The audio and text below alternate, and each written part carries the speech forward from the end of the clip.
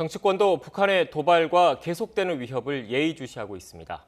더불어민주당은 북한이 도를 넘었다면서 도발 중단을 촉구하는 쪽에 초점을 맞추고 있고 미래통합당의 국회 정상화 협조도 요구했습니다. 하지만 통합당은 이번 도발로 남북관계의 허구가 입증됐다면서 정부 비판에 목소리를 높이고 있습니다. 국회 취재기자 연결합니다. 우철희 기자. 네, 국회입니다. 네, 민주당에서 북한 도발을 강력하게 규탄하고 있군요.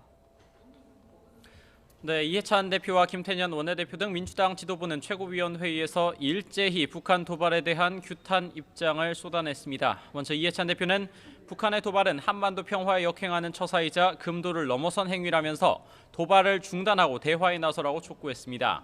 김태년 원내대표도 긴장을 고조시키는 북한의 행위를 강력하게 비판한다면서 추가 도발은 모두 북한의 책임이라는 점을 경고했습니다.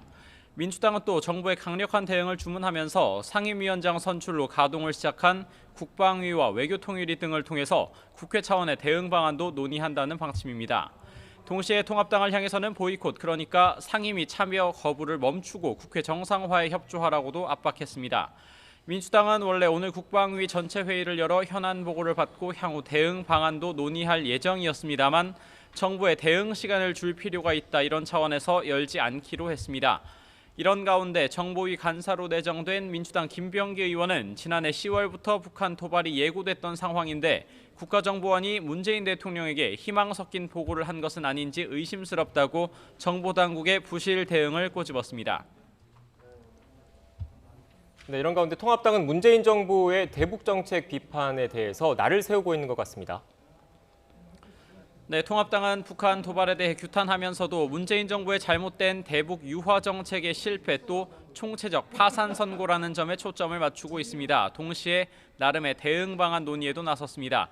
김종인 비상대책위원장이 직접 참여하는 당내 외교안보특위를 어제에 이어서 오늘도 가동했습니다. 김 위원장은 남북 공동연락사무소 폭파로 그동안 문재인 정부의 남북관계가 허구였다는 것이 입증됐다고 날을 세웠습니다. 또 특위 부위원장인 한기호 의원은 핵무기에는 핵무기로 대응해야 한다. 다음 정권에서 통일부를 없애는 방안도 심각하게 고민해봐야 한다는 강경 발언을 하기도 했습니다. 통합당은 오늘 특위에 국방부와 통일부 장관을 불러 상황을 보고받는 방안을 추진했습니다만 성사되지 않았고요. 유감의 뜻을 나타냈습니다. 국회 상임위에 참여하는 문제에 대해 통합당은 상임위 강제 배정과 일방적 상임위원장 선출에 반발하는 뜻에서 참여하지 않고 당 차원의 대응에 주력한다는 방침입니다. 하지만 긴급 상황임을 감안해서 상임위에 복귀해야 한다는 목소리도 나오고 있는데요. 3선이자 국방위에 강제 배정된 하태경 의원은 국방위와 외교통일위 정보위에 참여해서 북한의 위협에 대한 초당적인 대응 방안을 논의해야 한다면서 지도부의 결단을 촉구했습니다. 지금까지 국회에서 YTN 우철입니다.